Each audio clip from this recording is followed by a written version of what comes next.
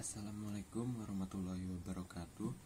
Kami dari kelompok 10 yang beranggotakan Davina Deviarni Aulia, lalu saya sendiri Zulham Fikri dan Ilham David Nusa.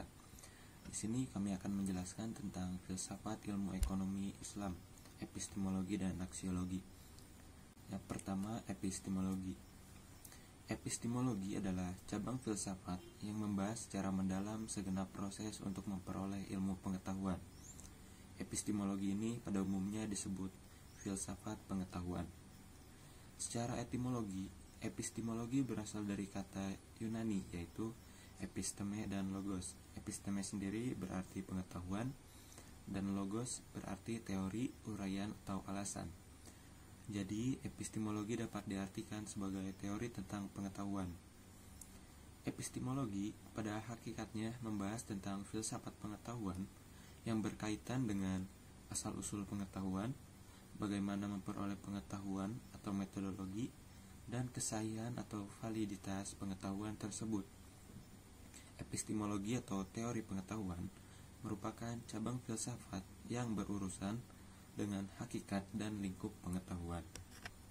Epistemologi ekonomi Islam. Epistemologi di dalam Islam tidak berpusat kepada manusia yang menganggap manusia sendiri sebagai makhluk mandiri dan menentukan segala-galanya, melainkan berpusat kepada Allah, sehingga berhasil atau tidaknya tergantung setiap usaha manusia kepada iradat Allah.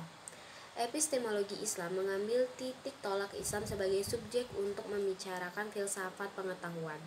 Maka di satu pihak, epistemologi Islam berpusat kepada Allah, dalam arti Allah sebagai sumber pengetahuan dan sumber segala kebenaran.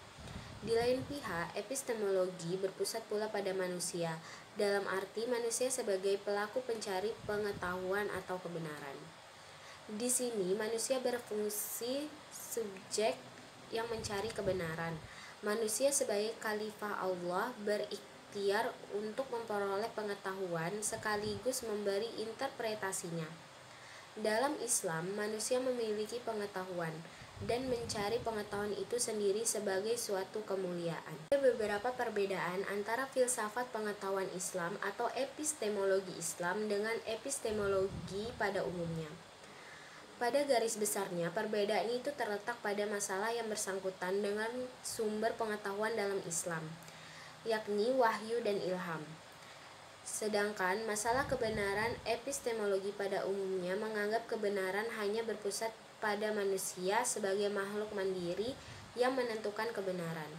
Epistemologi Islam membicarakan pandangan para pemikir Islam tentang pengetahuan, di mana manusia tidak lain hanya sebagai khalifah Allah, sebagai makhluk pencari kebenaran. Manusia tergantung kepada Allah sebagai pemberi kebenaran. Menurut pandangan Syekh Nawab Haidar Naqvi, ada 4 aksioma etika yang mempengaruhi ilmu ekonomi Islam, yaitu tauhid, keadilan, kebebasan, dan tanggung jawab. Pengaruh asumsi dan pandangan yang dipakai dalam penelitian ekonomi Islam harus terbukti faktual. Berbagai dimensi manusia adalah kenyataan faktual. Metodologi ekonomi Islam mengungkap permasalahan manusia dari sisi manusia yang multidimensional tersebut. Keadaan ini digunakan untuk menjaga objektivitas dalam mengungkapkan kebenaran dalam suatu fenomena.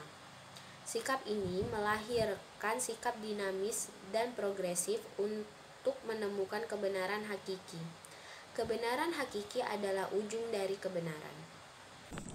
Aksiologi berasal dari kata aksios yang berarti nilai dan logos. Berarti pemikiran. Jadi aksiologi adalah ilmu pengetahuan yang membahas hakikat nilai yang ditinjau dari kefilsafatan. Inti aksiologi ada 2, yaitu etika yang bersumber dari Al-Quran dan Hadis, dan estetika atau doktrinnya dari agama. Kajian aksiologis ekonomi Islam adalah membicarakan ekonomi Islam dari segi nilai dan manfaat dari ilmu. Aksiologi ilmu ekonomi Islam. Dengan pendekatan aksiologis diperlukan untuk melihat fungsi dan kegunaan ilmu ekonomi Islam dalam menyelesaikan berbagai persoalan yang dihadapi manusia dalam kehidupan sehari-hari. Tujuan ilmu ekonomi Islam adalah untuk mencapai falah atau kebahagiaan dunia akhirat. Ada dua pendekatan utama yang digunakan dalam pengembangan dari ilmu ekonomi Islam, yaitu deduktif dan induktif. Pertama, deduktif. Pendekatan deduktif diawali dengan mengekstraksi inti dari ajaran Islam menjadi elemen-elemen teori ekonomi Islam. Metode berpikir deduktif adalah metode berpikir yang menerapkan hal-hal yang umum terlebih dahulu untuk seterusnya dihubungkan dalam bagian-bagian yang khusus. Metode kias dalam hal fikih sesungguhnya mirip dengan metode deduktif ini, membuat kesimpulan untuk dari pernyataan khusus. Kedua, induktif. Metode induktif atau disebut juga metode empiris adalah menarik suatu kesimpulan dari yang bersifat khusus menjadi kesimpulan yang bersifat umum. Contoh-contoh konkret dan fakta diuraikan terlebih dahulu, kemudian dirumuskan menjadi suatu kesimpulan. Pada metode induktif, data dikaji melalui proses yang berlangsung dari fakta. Sekian penjelasan saya mewakili dari kelompok 10. Terima kasih. Assalamualaikum warahmatullahi wabarakatuh.